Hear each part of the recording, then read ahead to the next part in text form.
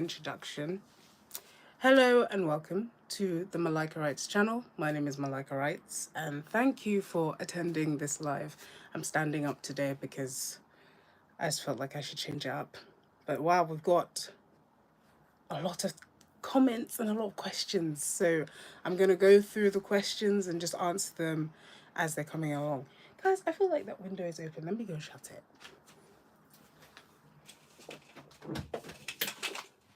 Great. Okay. So hopefully there should be no sound in the background now. But okay, so let's start on with the comments. Hello, Malaika. I've got a few questions that should give your live stream an engaging start. Thank you, Callum. So the first question is, how would you describe the impact of stories like Aesop's fables, Arthurian legends, and Grimm's fairy tales? So how would I describe the impact of those stories? I think that those stories give us a good basis on which to go off when we are looking at the classical fairy tale. Those stories give us the framework for which we write most other stories. The idea that a story needs to have some sort of moral message in it comes from Aesop's fables, especially in the West. The idea that there is some kind of message that is passed along is a universal thing.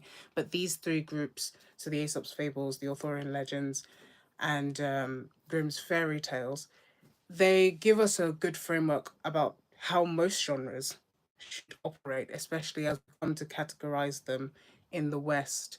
You know, there being a message, there being some sort of happy ending, also some sort of warning, cliffhangers, all these sort of things from a very literary standpoint. These stories have given us the framework for which to craft our own stories. I think from a more sort of if we had to look at the messages behind these stories, there's a very moralistic essence to them. When we come to the Arthurian legends, there is a very Christian background to them.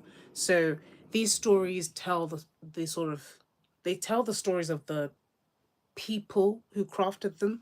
They also tell the stories of the generations that have impacted these stories, and they tell us something about the moral makeup and the ethical stance that these people had and what they valued. So the stories that we craft today may have a different moral makeup. There could be some similarities, but as nations rise and fall and as time moves on, we have different priorities and our stories tend to reflect the times. So I think the specific impact on these stories that these stories have on us as people tends to be in the very literary sense because they give us an idea of the arc that stories are supposed to follow. They also tell us about what people at the time that these stories were being crafted would have cared about.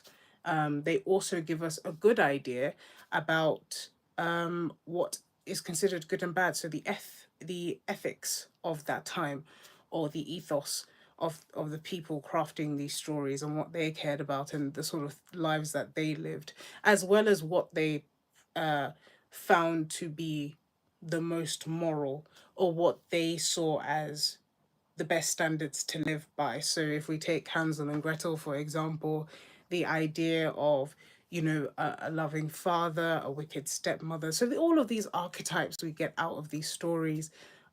If we look at Arthur and the Knights of the Round Table, Guinevere's infidelity, you know, Mordred, and how father and son battle it out between each other, and all the schemes and stuff like that, and the character of Morgan Le Fay and how what she represents.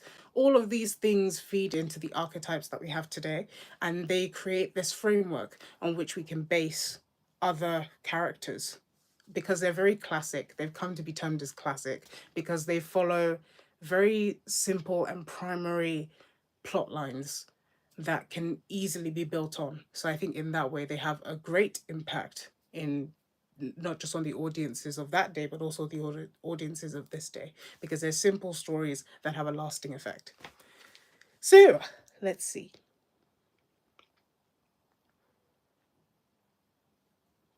Can you please educate your viewers on how to integrate philosophy into fictional storytelling? That is a loaded question. That's like a that's a mini course all on its own.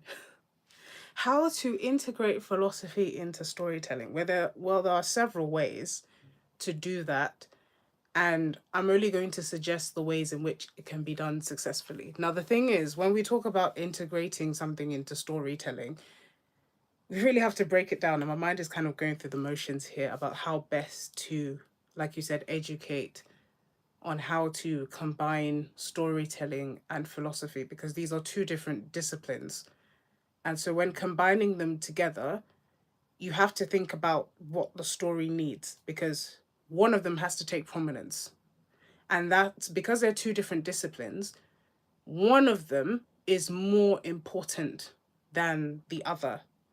If you're trying to write a non-fiction philosophy book, storytelling becomes the less important aspect of that unison.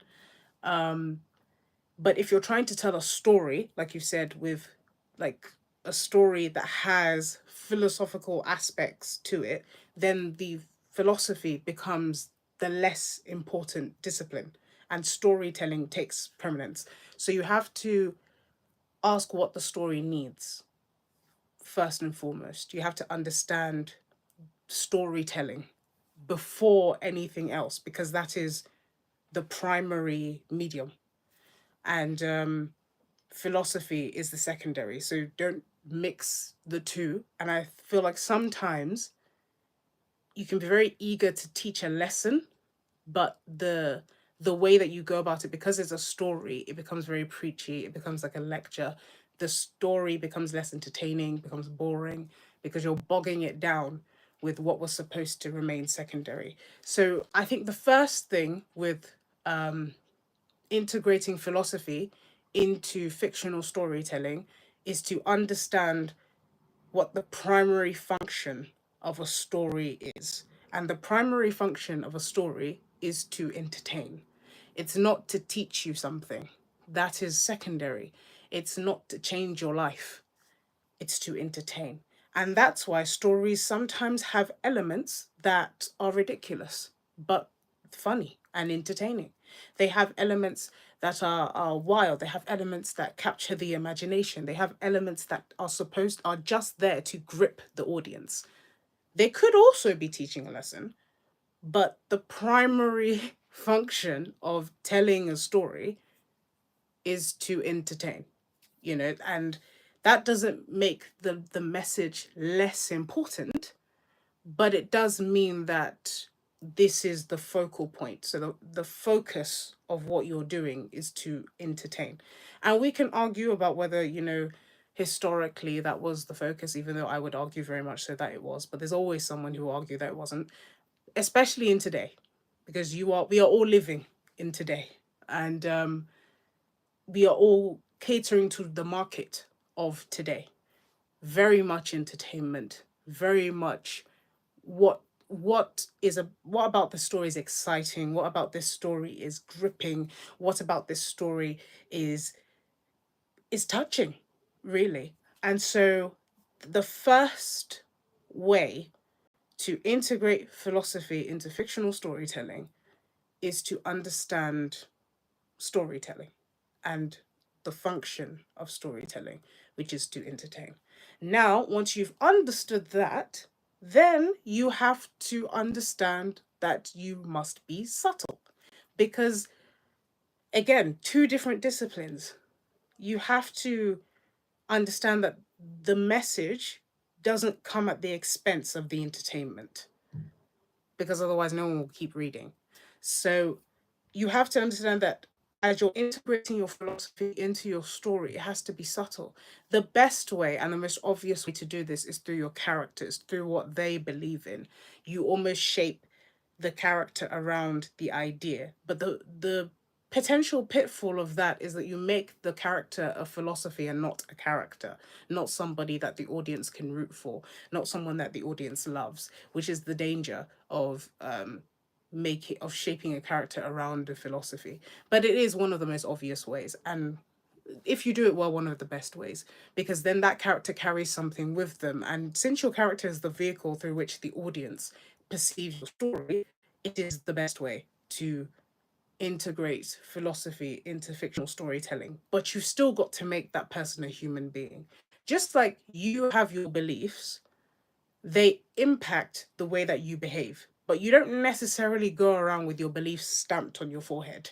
So it's not like people meet you and go, oh, yeah, this guy believes that the earth is flat, and he believes that the government is corrupt, and he believes that, it's not printed on your forehead. It's through the things that you say, it's through the things that you do, and it's through the way that you interact with the world, is through the way other people perceive you. Maybe you wear certain articles of clothing, like a hat, that tell everybody your political affiliation. Or perhaps you wear certain, or you go to certain rallies, or you go to certain functions, or perhaps on a Sunday you're in a certain place. So all of these things are things that you do, things that you say, things that you wear that indicate your belief. And so the best way to integrate philosophy is to have the characters do things that showcase that philosophy or showcase that ethos and belief. But remember, they're characters, so they're supposed to emulate flawed human beings. So they're not supposed to just be this person going around toting, yes, I believe in stoicism and I'm so stoic and I never have any emotions. We find it very hard to connect to people like that. And it's why, to some extent, people prefer or gravitate towards Boromir rather than Aragorn. They tend to idealize Aragorn and sort of gravitate towards Boromir, even though I do think Aragorn is flawed enough if you read the books.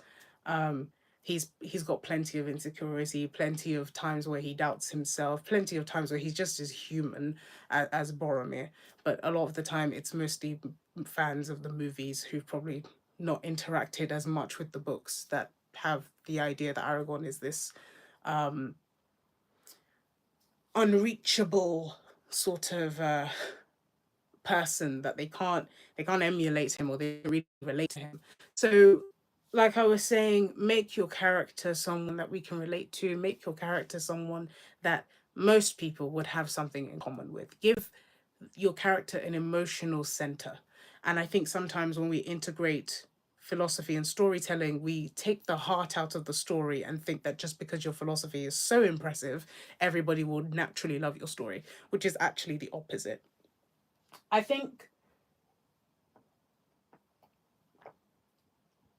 a lot of the time, that is what we dislike about um, woke stories, is that the message overrides the story.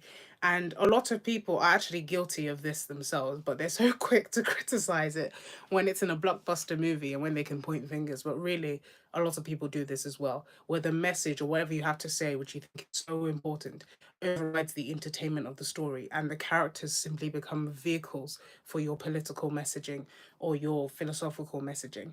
Let them be human, let them be relatable, let them be flawed, let them be human, and just give them beliefs. Let them have beliefs. And also integrate those beliefs naturally. Your character who has been, let's use the church for example, your character who's been raised in the church, maybe you want to give your character a Christian ethos. Your character who has probably never, okay, you want to give them a Christ, let's do this. You want to give your character a Christian ethos. You want them to be to say that Christianity is great, and that God is good all the time, amen. But this character was raised in an environment of Satanism. Now, miraculous things do happen, but stories are reality contrived. It's not very likely that your character is going to be able to carry out that philosophy because it's not believable. Remember, your reader is suspending disbelief. So you have to make the environment and the circumstances convincing enough for this philosophy to exist. You can't put your character in a dystopian universe and then have them become an outright rebel with no stimulus. Like they They were just born red pilled. Like that doesn't work. So you know, they can't have all the answers from the jump. I know that teenagers tend to think like that, but you can't. You are a product of your environment. And even if you do have a different thought, it's because of some outside influence. So you've got to show those things. If your character's supposed to now go from being a hedonist to a devout Catholic, you've got to show the transition. Like you've got to show how they came to this way of thinking. You've got to to carve out circumstances that lead us there. And so writing a story, it's you don't just get to say, well, this is believable, or I want this to happen, so therefore it shall be. You're unfortunately we're not God. And I know a lot of people like to say that you are the God of your your world that you've made up in your story, but you know you've got to give explanations because it's humans, other humans reading it, and we're going, that doesn't make sense, and that's not believable, that's not entertaining, you're preaching, you're toting a message to me, you're trying to brainwash me. We have all these sorts of reactions. So when integrating philosophy into fictional storytelling, first point is function of storytelling, entertainment. Second point, you know, just generally pass it through the characters. Let the characters do, say, and act out, you know, things that generally make us believe. Let the circumstances of the story show us how the character came to adopt this belief. You know, don't let them just spring out of the ground believing this stuff. Like, let's see the process, let's see the journey. Let's even have the belief challenged, you know, that will add tension, create stakes. That all comes through circumstances. So contrive these circumstances to put this philosophy into the story in an entertaining way. You know, don't let it be so preachy, which is what tends to happen when you're trying to integrate a philosophy into a story. But yeah, those 3 points generally are how you do it. So let me know how you get on. Um, Third, what makes a good film adaptation of a book? What needs to be compromised? What needs to stay? Okay, this is a very difficult question. The questions are hard hitting today, but you know, okay. What makes a good film adaptation of a book? I think what makes a good film adaptation of a book starts long before the film even comes into question. I think, first of all, you need to have someone who's passionate about the book and about the mode of storytelling.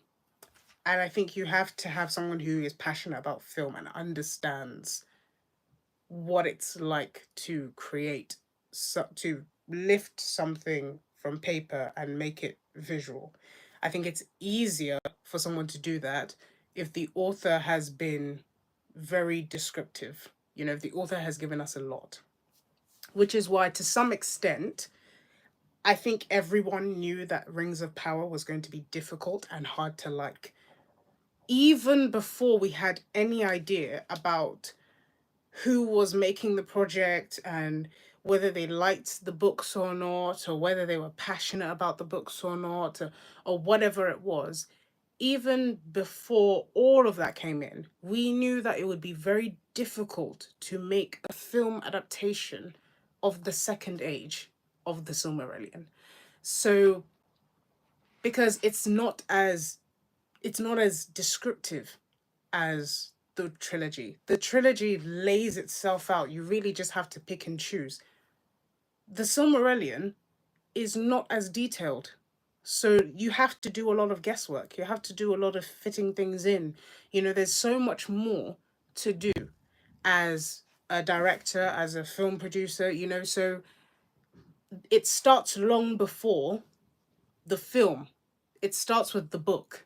Some books will just not make good adaptations because there's just not enough there. And when I say good adaptations, they won't really make adaptations that are will satisfy the fans, just because it will never really live up to the image that everyone has in their heads. because when you have an absence of information, a lot of people slot things in. And the way that they slot things in is not the way that you're going to slot things in. So you're going to have angry people all around. And so that's why I say it starts long before the film is ever in discussion. But if you are going to make a good adaptation, first rule is to stick to the source material, because that is what gives you a plan. And this applies to life. I try not to give life advice, but here you go. Have a plan. Um, and that is what makes things slightly easier. With a book, there is a laid out plan for you in how things, in how the plot is supposed to go, in how the characters develop, in how the scenes are supposed to look. And so if you stick to the source material, you have a plan. It's like trying to go through a situation or a problem with no plan. You're not going to end up that great. You may get through it, but it won't end up that great.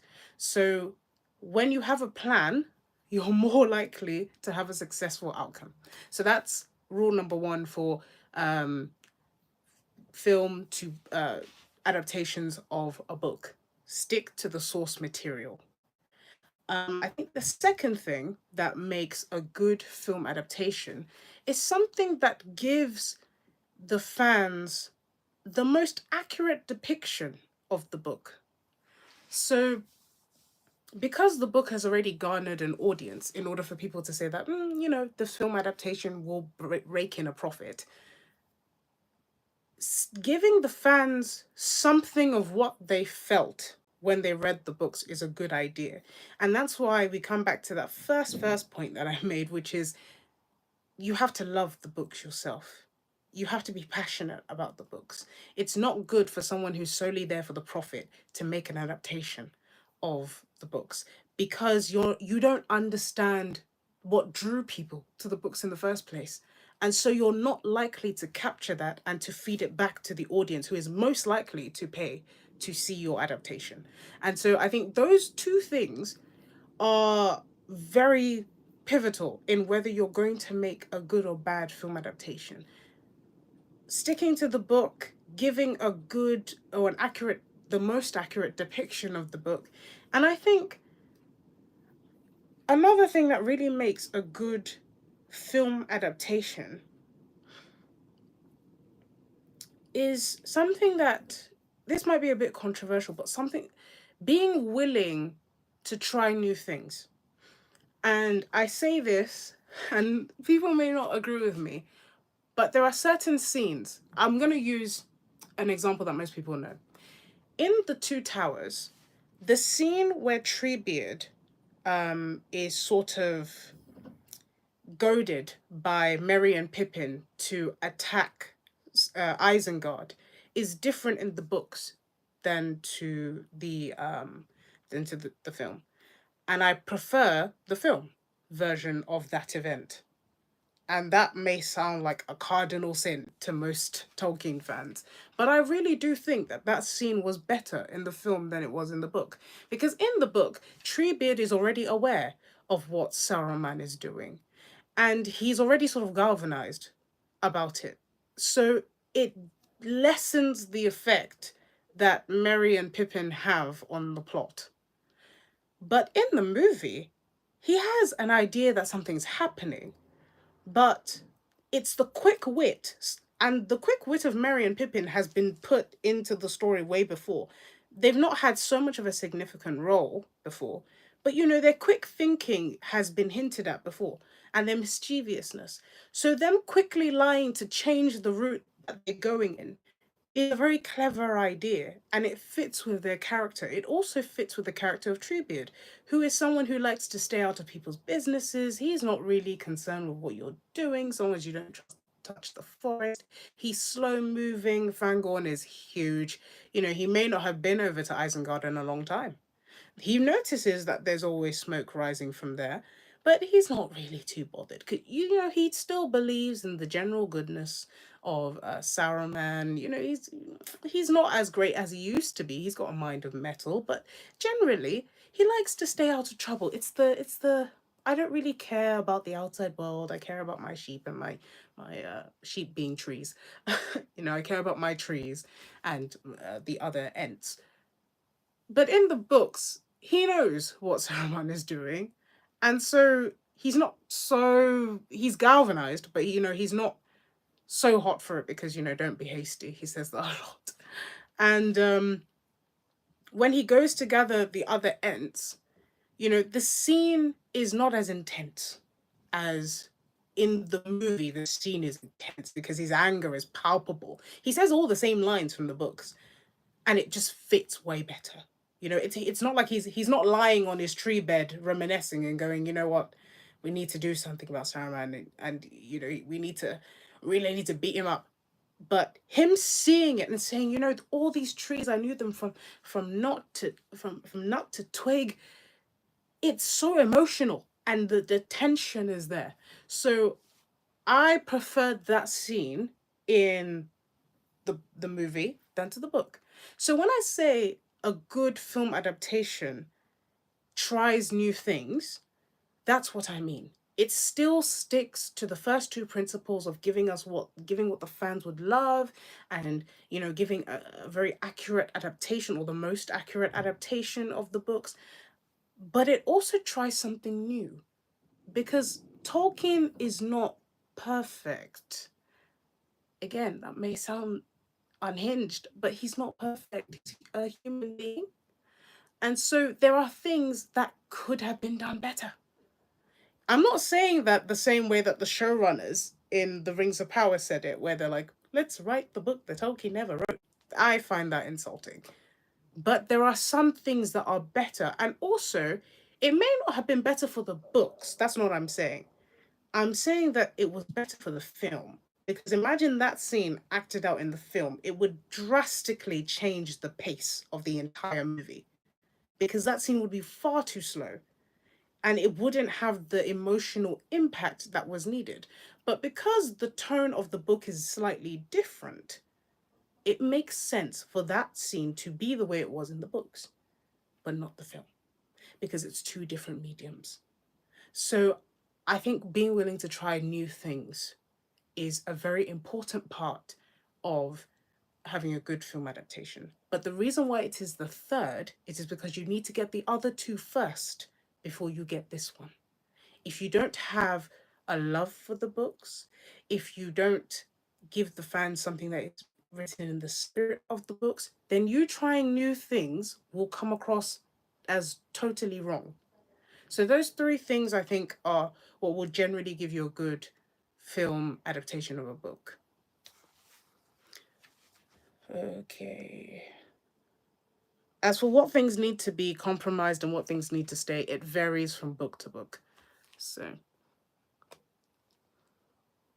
could you please expand on what differs a writer from a novelist? Okay, so last week I made a point that being a good writer and being a good novelist are two different things. I think if you are an avid reader, it is easier for you to be a good writer than it is for you to be a good novelist. Because a good writer is someone who can put a few words together, or a few paragraphs together, or even a few pages together, and give you something that is delightful to read. A good novelist is a good writer who can make a series of very good decisions for a prolonged amount of time, and that culminates in something called a novel, and a good one, not a bad one, because there are bad novels written by good writers. Because you read them, there are a few pages that you love, but then you get to the end and you're like, what the heck was that? It's because they're a good writer, but not necessarily a good novelist. So they don't know maybe how to pace, they maybe don't know how to round up a story in a way that sticks true to what they've been building up to. Perhaps they've made bad decisions in character arcs. It doesn't mean that they're a horrible writer. There are very enjoyable parts of the novel. There even certain characters that you'll love, but there are certain decisions along the way that upset the entire novel. And it's usually towards the middle or the end. Because the beginning is lovely. It's always lovely. Or most of the time, unless you're reading a truly horrible novel. So that's what I meant by that. It takes a lot more than being a good writer to be a good novelist, because writing a novel is about decisions. It's about, okay, so this character is here at this point in time. What stimulus do they need to get them to point B? And is the stimulus that is needed to get them to point B realistic? Is it how does it impact the story? If this happens at this point in the story, what does it mean for point G of the story? It's all decision making.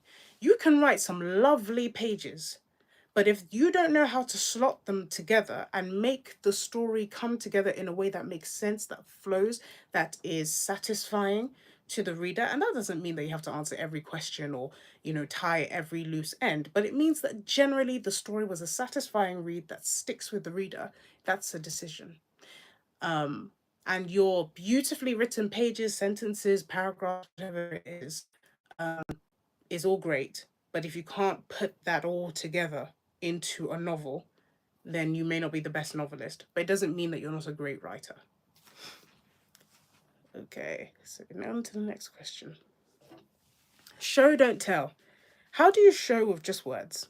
I know that sounds obvious as it breaks down to emphasize descriptions, yet it's for conversation's sake. Okay, how do you show, not tell? In its simplest form, show, not tell is exposition versus action. So, exposition is you telling the audience what you want them to know. Showing means that a scene has to happen. So, if I want to tell you that a character is angry, I can tell you that Connell was a very angry man.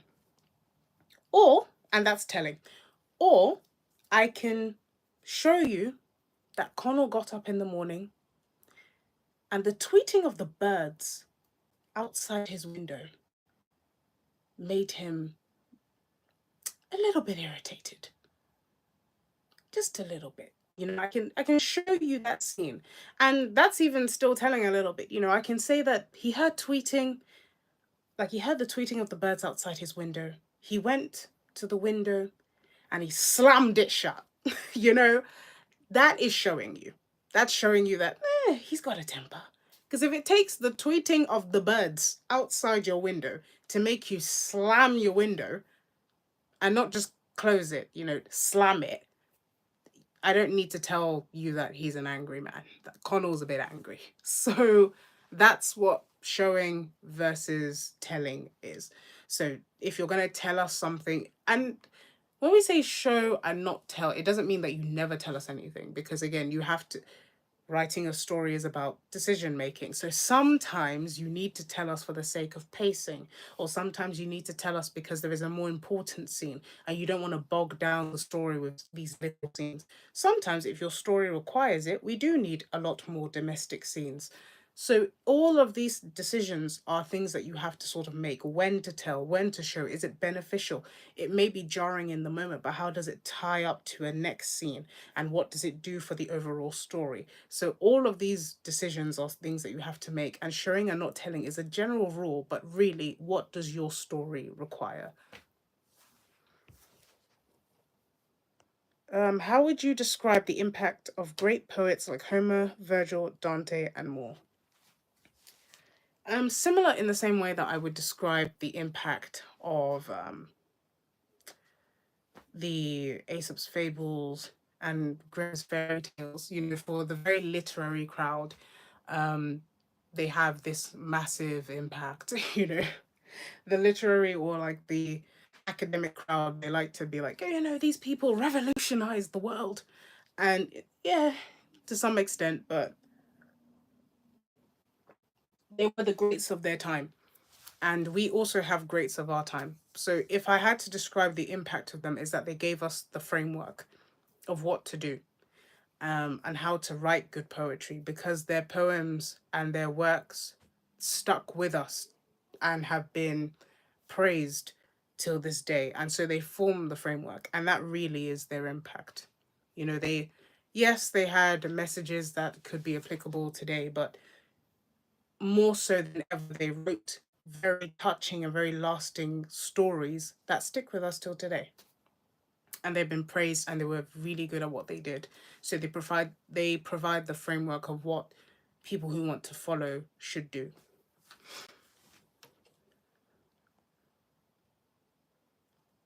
Never talk down to children. How would you approach telling stories to an audience that can include children? A lot of children's entertainment have fodder for the sake of it. Now, when you're writing a story, you have to think very carefully. And this is one of those decisions I was talking about, but you have to think very carefully about what audience this story belongs to.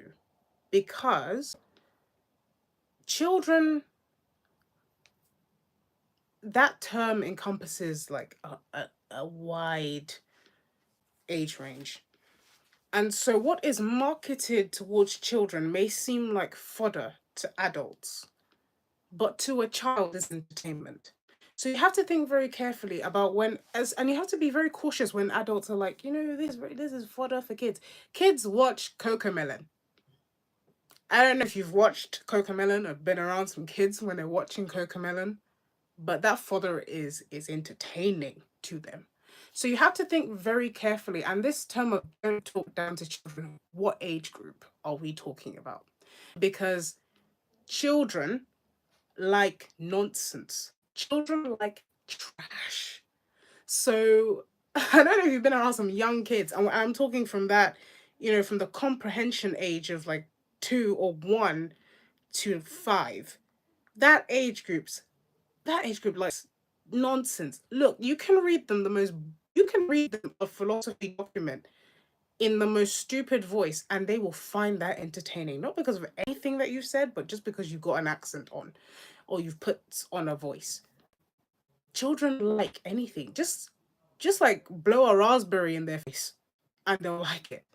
And so when we're growing up from those ages, maybe like from maybe that 5, 6, 7, 8 age, you know, again, they're still kids. So if you're trying to tote philosophy to them, it's got to be very dumbed down because yes, they think they understand, but there are levels to understanding. Their comprehension skills aren't great. I teach, and so to some extent, I have to work with a different range of kids. They think they know, but they don't. A lot of kids think they're a lot more grown than they actually are. And with their comprehension skills, especially of philosophy and real hard hitting concepts, is abysmal, especially this generation of kids. Like the kids who grew up on iPads, yeah. So they know how to work an iPad better than you, but their reading age is like 2 years below their actual age. So that tells you a lot. And so when we say never talk down to children, you have to be very careful about what you're preaching to children or what you're telling children, what you're marketing to children, because kids are kids. So and we yes, we like to say that children are our future, and don't underestimate the youth, but the youth is the youth for a reason, because they don't have experience. So when we're talking about children, there's a reason why we have categories in that, and I would ask you, what age range are you talking about when you talk about children? um because looking back, a lot of the things that we watched as children, so your regular show and your Amazing World of Gumball, there were things in there that I wouldn't recommend children to watch because it was straight up degeneracy.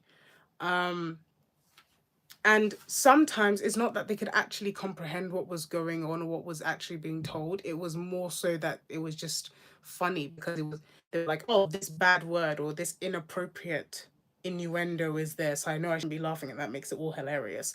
But you don't really understand the proper implications of what that is.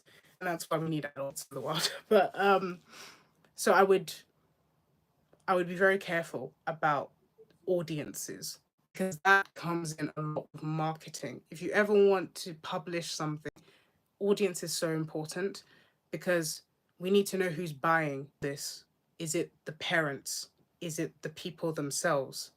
So it's very important about what we classify as entertainment for kids or children and what age group you're sort of marketing it towards.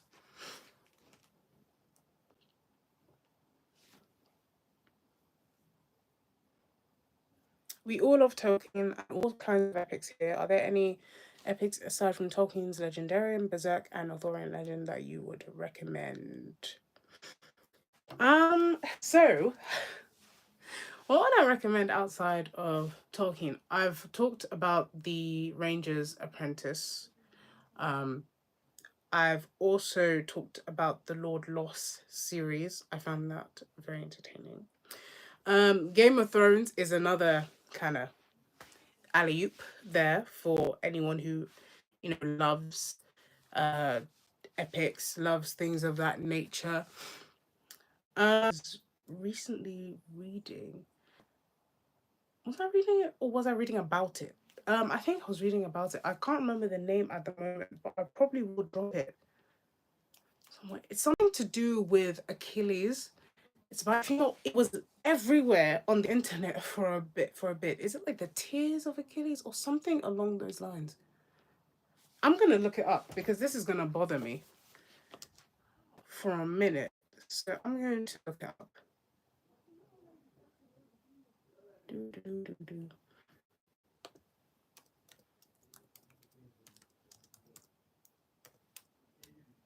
The Song of Achilles, yes, please, by Madeline Miller. That book was everywhere. It's also very emotive. I think it's a great read as well. Um, some people may not like it, but I think it's well written. I also think that it has a very strong emotional core, which I think is a great thing for novels to have. If your novel or if your story is missing an emotional core, then it will fall flat. It has to have a heartbeat. Stories must have a heartbeat so that they can relate, so that audiences can relate, so that audiences can just attach to your story. So I would recommend that. Any other ones that I would recommend? I have a lot of books in the house, so I'm just scanning around for them. Mm,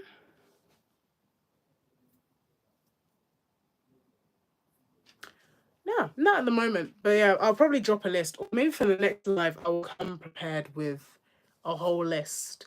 But those are the ones I can think of off the top of my head for like series. And that's the thing. I don't really read a lot of series.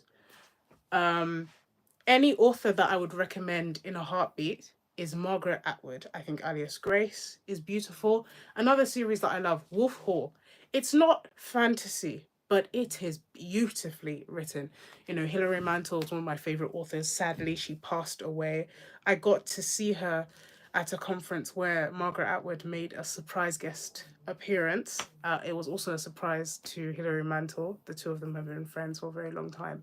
And it was beautiful, having to witness that, having to also ask Hilary Mantel a question. So hearing of her passing was very emotional.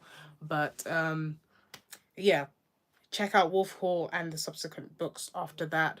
Beautifully written, you know, it takes a real life historical event and really fleshes out, gives it a heartbeat, a human heartbeat, which is what I love and what apparently a lot of other people love. Are there any other dark academia themed YouTube channels you'd recommend? You see, the thing is, and this is maybe a bad thing on my part. Pilgrim's Pass, I always recommend him. I think he has great, very great detailed videos, but most people know him anyway. Most people on this who came onto this channel are from him anyway, so it would be like a feedback loop. That's probably another list I'd have to curate because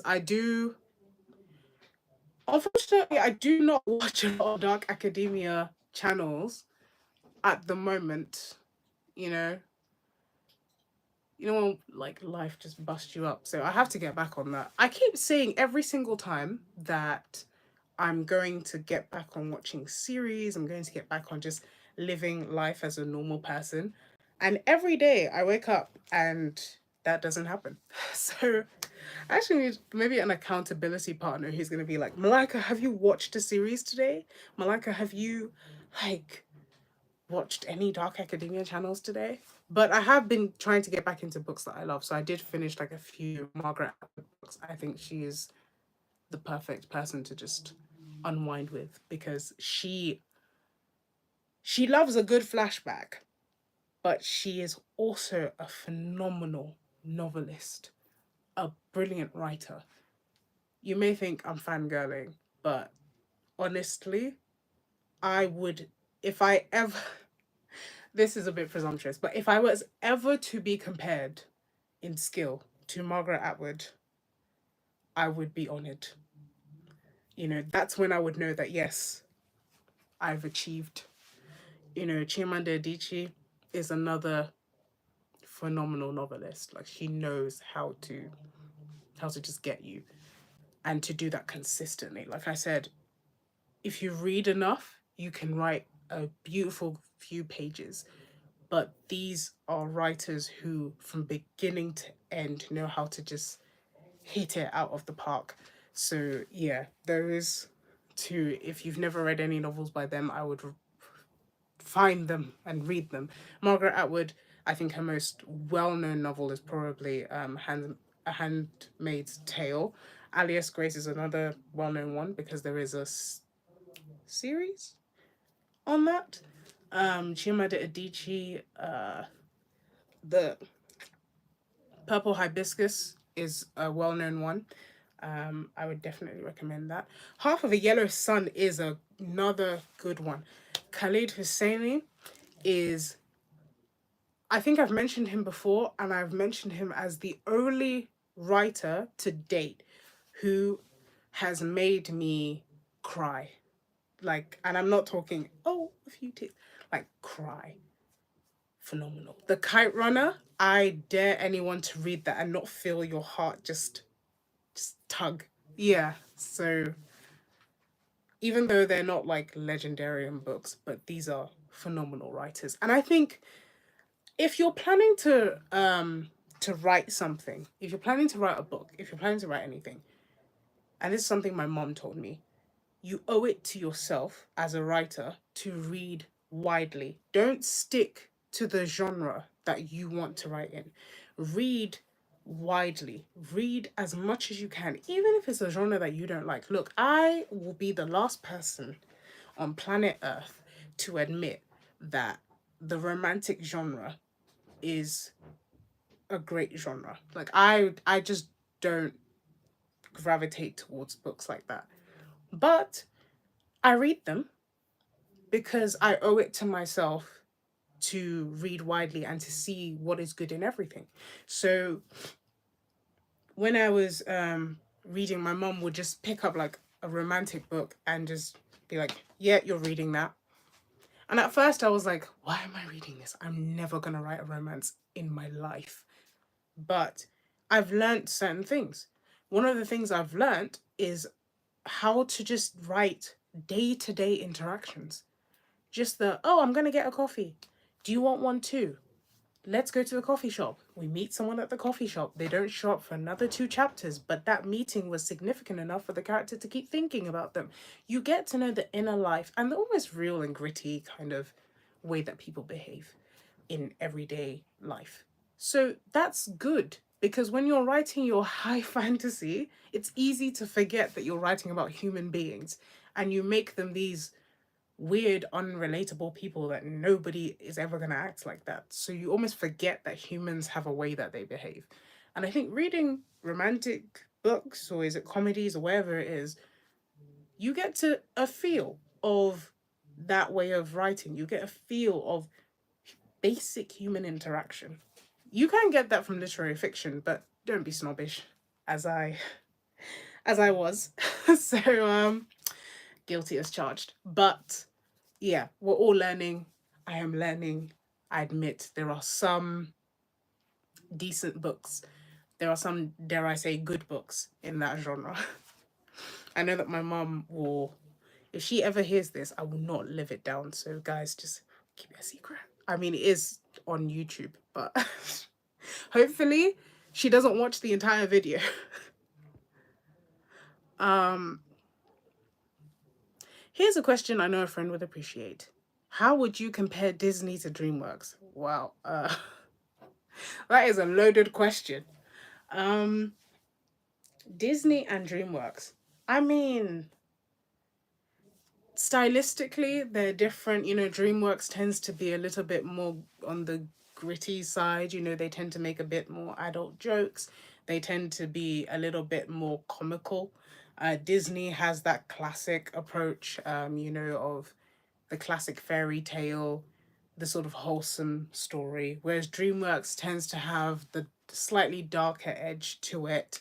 Um, so yeah, I think that would be the key difference. I'm not going to delve too much into that because I feel like that was a question that can get hairy, especially in this day and age of Disney having its whole, I don't know, woke rebranding. So yeah, I'm gonna leave it at that. DreamWorks tends to be a little bit more gritty, and Disney tends to have that more slightly more refined classicness to it, slightly more wholesome. They try to keep themselves a little bit more wholesome. Thank you, Jessica. Thank you, thank you, thank you, thank you. Um, what does goaded mean? So let me give you the accurate definition because I will use the word and I'll give you my definition. But you know, let's go to Cambridge because we're not in a one-on-one conversation. We're here with other people. No, no, no, no, no. But yeah, you're right. It's kind of like encouraging someone to do something, but not in a good way. Goaded has a slightly negative connotation. It doesn't have to be entirely negative, but if I goad you into doing something, it's like slightly pressuring you into doing something.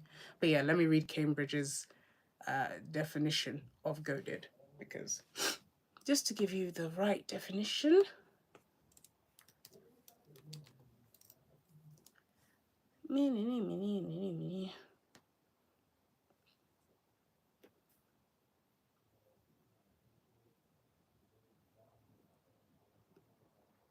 My laptop's taking forever, but yeah, basically it's like to encourage somebody to do something, but not maybe in the most positive way.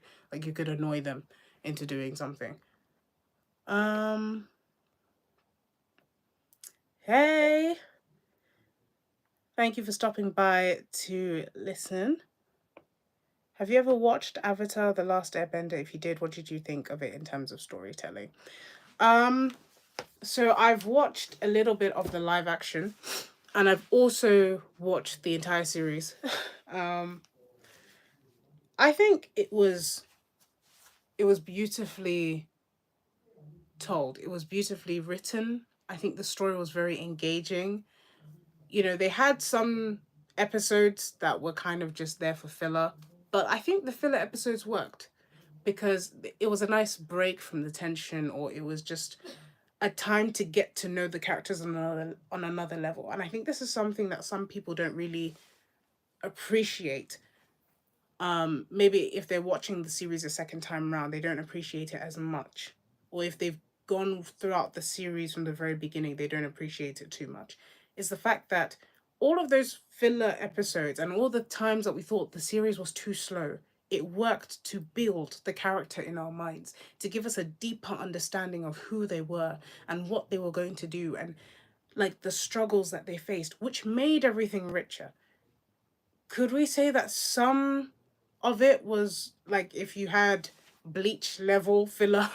I don't think it ever got to that. Bleach is an anime, by the way, but I don't think it ever got to that level of filler. But I think generally filler is good if it's character building, and I don't think it should be as demonized as it is. But generally, I enjoyed it. I enjoyed the characters. I enjoyed their arcs the most. Sokka is one of my favorite characters. I think his arc is so beautiful, from going from a little misogynist to being a very good leader, to being someone who is very comfortable in who he is, willing to try new things, willing to be wrong, willing to admit that he has feelings and to deal with them rather than running away from them and hiding under this, bravado, which is not great. But growing as a person, I think Sokka's growth was beautiful. I also think Aang's growth was good, coming to terms with the fact that the world needs him to be more mature. And I think Azula striking Aang and actually making him go through that healing process was beautiful for his character, because up till then, Aang hadn't really suffered like some real injuries. Like he hadn't been defeated before in that way. And so the whole story was well written and very emotive, and it's a testament to its staying power.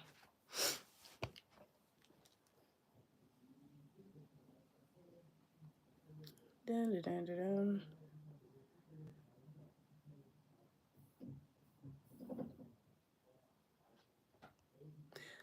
I feel like Star Wars is a good example of stories made to be accessible to children but still covers profound topics. Yeah, so I think that series, even though I could never get into the Star Wars series, I don't know what it was. Um, but yeah, for some reason, I could just never sit down and just watch it. Maybe as an adult, now I'm gonna be able to just maybe sit down and watch them. But again, as an adult, I could just never find the time. So from what I know of Star Wars, it is a good example because I think a lot of kids love the action and they love the basic storyline that they can pick up, but it has a very simple storyline. Star Wars is used as an example of a very classic hero's arc. And I think that really works because it keeps itself clean enough for children to access it, but it also has a story that everyone can kind of get involved with. Like it doesn't alienate anyone. So I think it's a good example. What the heck are Regular Show and Amazing World of Gumball? I grew up on Bear Behaving Badly and Raven. Do you mean that's a Raven? I mean, it was just an example. It's Cartoon Network's stuff, So, and there are a lot of shows that people grew up with. Like I remember coming home after school and watching Grizzly Tales for Gruesome Kids because I just loved everything violent. So that was Untrapped. That's a very these are very British shows, by the way. CBBC. So if you're not from the UK, you may not know Trapped and Grizzly Tales for Gruesome Kids and the Spartacle Mysteries.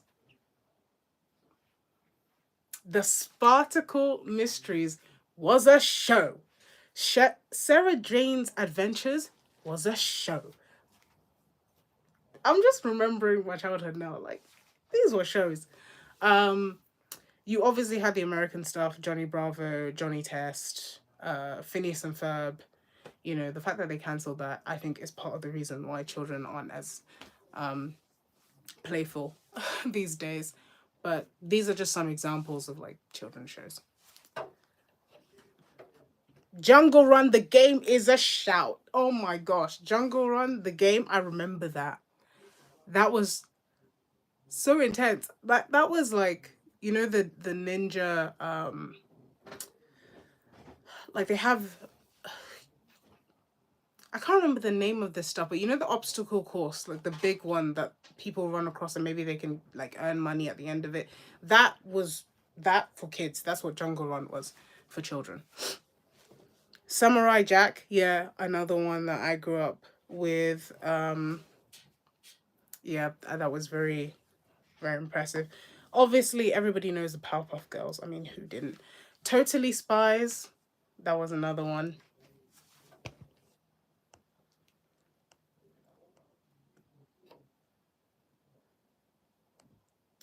Okay. Oh, this is a Callum coming with the philosophical questions. Malika, what is a normal person? What is normal? Okay, in a very baseline sort of way, normal is the accepted behaviors that the majority have accepted as commonplace. So, what we accept as normal is what we have all kind of agreed works. And we've agreed that this is the way to behave, this is the way to function in any particular space. So, what is normal in a library is not necessarily normal in a home. What is normal in at a funeral is not normal at a wedding. So there are normal is just the agreed upon behaviors for a particular context. That is what normal is. Normal changes when we agree that this particular behavior is no longer acceptable and we slot in a different behavior. So during the Me Too movement, women decided that certain workplace behaviors that had become the unspoken normal were no longer acceptable. And that changed workplace conduct.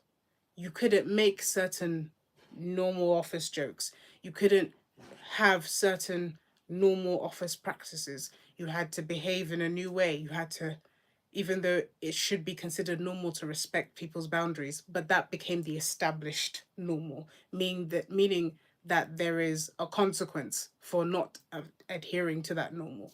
And normal is also enforced by consequences. You know, if you are rowdy in a library, you will be asked to leave. That is the consequence of you being rowdy in a place where it is normal to be quiet. If you are screaming and, you know, terrorizing the people in a funeral, you will be asked to leave because that is not normal behavior at a funeral. It's not considered respectful to, like charge at the coffin, for example, or try and like tackle the flowers.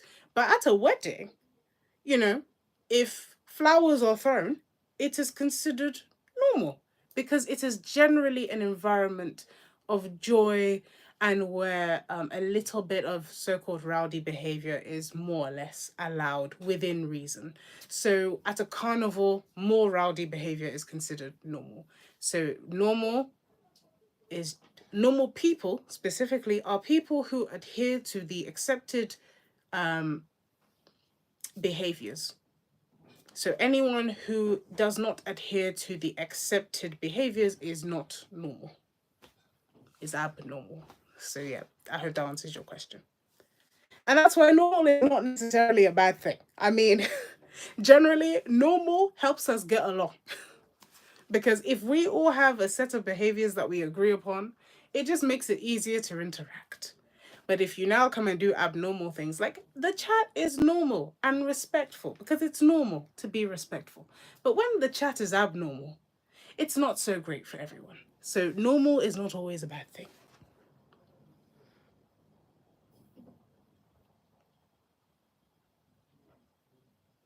So Alan Moore once advised to read bad stories. Me and a friend practiced that with the Disney plus Ahsoka series.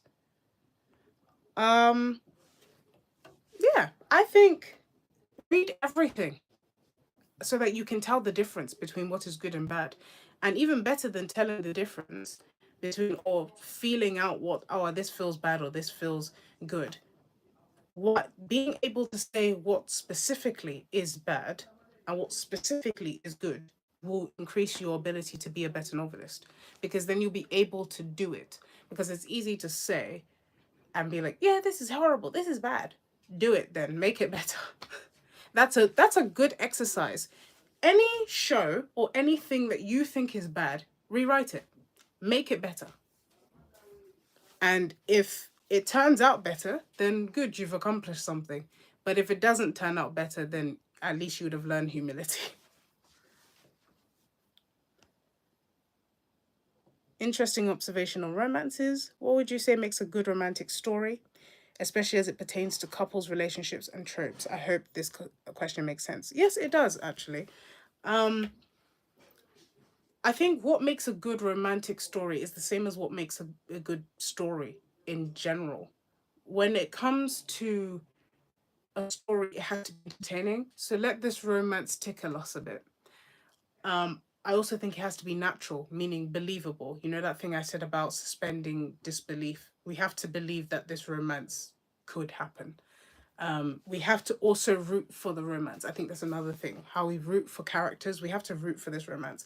So if you're giving us toxic, unless we're also a bit toxic, we're not really going to root for this romance. So I think generally, give us a romance that we can get behind. Give us something to want to happen.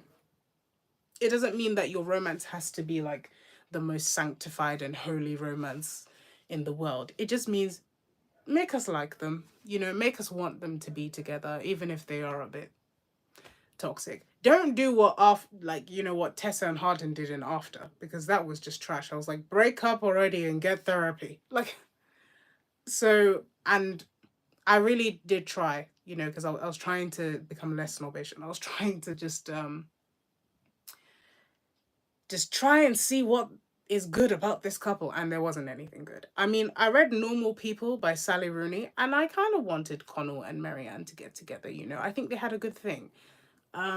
A bit all over the place, but generally I could see what they loved about each other. I could see how complicated life is sometimes, and I rooted for them. Um, you know, I rooted for them in therapy, but I also rooted for them. So I think a good romance knows how to get us on side with the characters and their love story. It makes it believable. We we're able to suspend disbelief and believe that this could have happened. Also, give us, with a good romance, let us like know who these people are. I think that's something that I've noticed with romantic books. I was about to take a sip of water, but this point cannot be stopped. Um, if your characters are not individuals, it's very hard for us to get behind their love, because then they just seem like vehicles for the love story to take place. But if we know who your character is and we know who these two characters are, individually, independent of each other, when they come together, there is a nice blending of the two. We really see how the love impacts. Because if they're just these soulless vehicles for your romance, then there's no spark there when the romance is happening. It's just like, oh my god, I like him so much. Oh my god, I love her so much. Who are you without these people? So unless these characters have personalities of their own, then the love story is not as impactful. And because they don't have characters of their own, we don't see how the love changes them. Because when you like somebody, there is there is an inner turmoil, even if the feelings are reciprocated. There is this tossing and turning of the inner person, you know, the uncertainty. We see how it affects your day. Now, if your character is not well written and they just exist solely for the purpose of this romance, the moment there's nothing to change. Your character never did anything in their day either. So this romance doesn't affect anything. You know, the romance doesn't cause them to maybe sleep longer than they usually do. And maybe your character is like a go-getter, and suddenly they find that they don't have the motivation because they're not sure about the feelings, and they've never felt this strong before. It shows us the magnitude, and you don't have to tell us, because when your character's not fully developed, you end up having to tell us that, oh my god, she's so affected. And it's like, how? Her life hasn't changed. She was a nobody before him and she's a nobody with him. So how does this change anything? And so that's a bad written romance. It's just like the characters are just there to fall in love. And that's all it is. And sometimes the characters are written like that deliberately because the primary audience of romances just want to see themselves with a hot guy or a hot girl, depending on who the audience is. So sometimes that is deliberate, and that's why a lot of bad romances are on the market. It's not because these people can't write, it's sometimes that because they know what their audience is looking for, they're going to give them what they're looking for at the expense of writing a good story. So that's what I've noticed in my exploration in romance.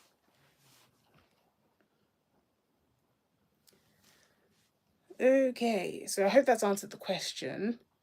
Um, but I'm just going to add a bit on tropes. When it comes to tropes, I think any trope can work so long as it's done well. And this is really vague, and I know, but there are no solid rules, or there are very little, because there are some, but there are very little solid rules in writing. If it doesn't work, then it's bad. But if it works, then you've just kind of found a loophole. So when it comes to tropes, there are some tropes that I hate, and until I find a good someone who does it well, I'm gonna keep hating them. But if you can make it work, then you can make it work, and that trope suddenly in your novel becomes a good idea. You know, the whole age gap trope. I don't. Yeah, sorry. I've never liked it, and I don't think I ever will, because I've never found a novel that has done it well or has done it in a way that made me like it. The whole enemies to lovers, there are some, that can fit into that category. Pride and Prejudice, it's not really enemies to lovers, it's more like rivals or just dislike to lovers.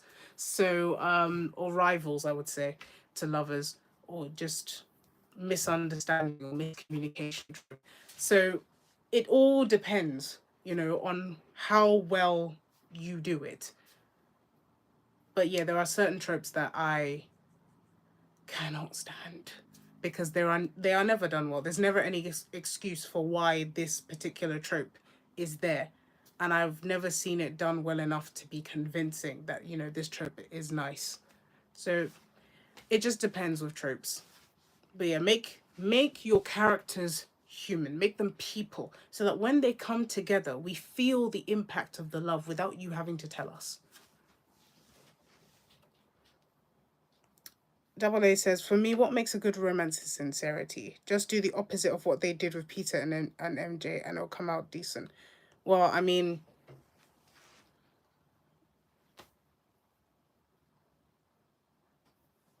I don't really have anything to add to that. I think what makes a good romance, I think, is a lot more than just sincerity, because again, it's not real life. And even in real life, you need a lot more than sincerity to make a romance work. Um, because there's just so many factors. Like, it's one of them. If it feels sincere, if it feels real, that's a great part of it. But the circumstances need to make, because it's contrived, it needs to feel real through the circumstances, and your characters have to be people in their own right in order for that really to work. So yeah, it's a vital part. But yeah, you do need to make a lot more. There's a bit more to it, especially in a novel, and even in real life too, because you can be sincere all you like, but if romances depend on way more than that.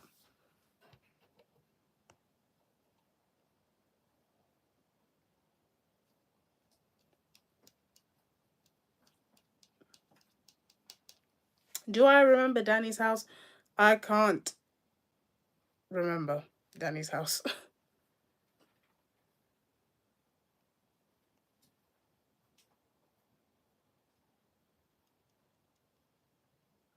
I know Jungle Run. I remember it. But then at the same time, like, guys, I grew up in a household where I read more than I watched TV.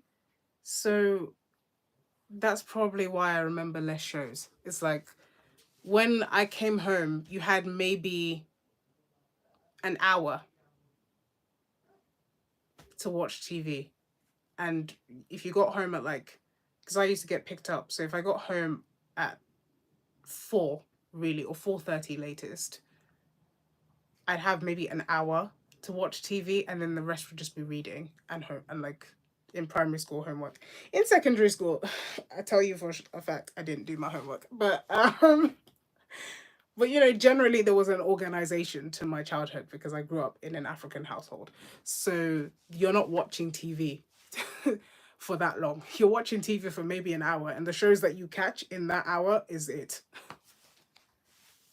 And so that's why I always made sure to catch Grizzly Tales for Gruesome Kids. That's the one I remember. Spartacle Mysteries, secondary school, when you could sneak in a little bit of watching. But generally, yeah, TV was not in my childhood.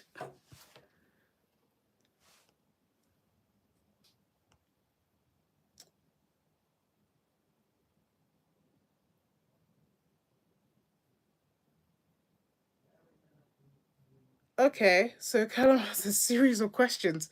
She said, "Stop. She who would dare run a live stream must answer me these three questions.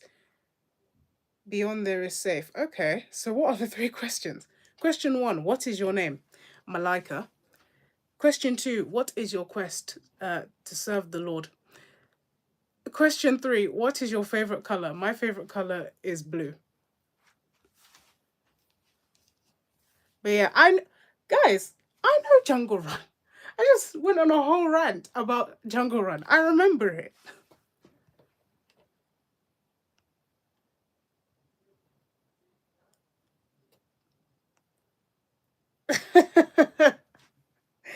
I have no idea what the Spartacle Mystery is, but Sarah Jane Adventures was absolutely amazing. Yeah, Sarah Jane's Adventures was great. But you don't know what the Spartacle Mysteries is? Guys, get on the internet and find out where it is because it was brilliant. It was great. Um, the premise is basically that all the adults have disappeared and it's just kids running the place. I don't know what is a better premise to get children or teen or preteens glued to the TV screen than the adults have disappeared and the kids have the run of the place. I was like, what? I want to watch that. But I went to a summer camp with the acronym PGL, and we used to say it was called Parents Get Lost. So of course the Spartacle Mysteries was gonna appeal to me. So yeah, guys, I'm gonna end the live stream because I feel like I've answered all the questions. How do you not know Bear behaving badly? I probably watched it, but like I said, TV shows were just not my thing. So the goat of CBBC show is Tracy. Yeah, who? Okay, if I didn't know Tracy Beaker, I would, I would agree with the slander that I'm receiving right now from this chat. But I did know Tracy Beaker. You know, I read a lot of the Jacqueline Wilson books and I watched the show.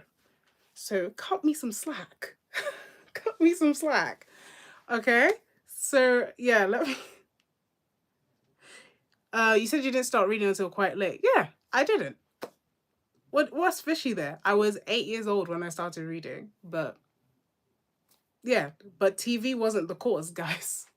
That's a story for another time about why I started reading late, but it had nothing to do with TV. I can tell you that. I was a outdoor kid. Yeah. I was one of those kids that was running. I was one of those kids that was in the trees. So me not being able to read or not and not knowing shows had nothing to do with being indoors. I was out. We was outside. So that was the reason why. But yeah, that's a story for another time, guys. But thank you, Tracy Beaker, for increasing my score. So yeah. Um Double A says, I was the complete opposite and I turned out fine.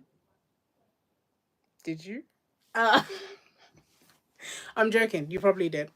But yeah, thank you guys for watching the live stream.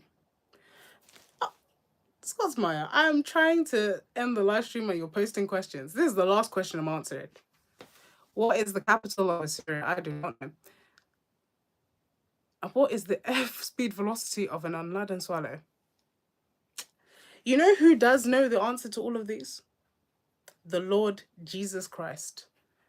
Asking, you shall receive. He is a rewarder of those who diligently seek him. So if you ask the Lord, I'm sure he will provide the answers. Hallelujah. Amen. Thank you. So I said that was the last question, but you don't listen. So who would you rather date, Denethor or Grimmer? I would rather chew a jean jacket. I would rather cut up a jean jacket and chew it and swallow and go like this than do that. So yeah, let's end the live stream now on that note. Thank you guys so much for watching this live stream. You guys have made it very entertaining. I've had a laugh. So thank you so much. I hope that you all have a lovely evening and that you return for the next one. This has been the Malaika Writes channel. Bye-bye.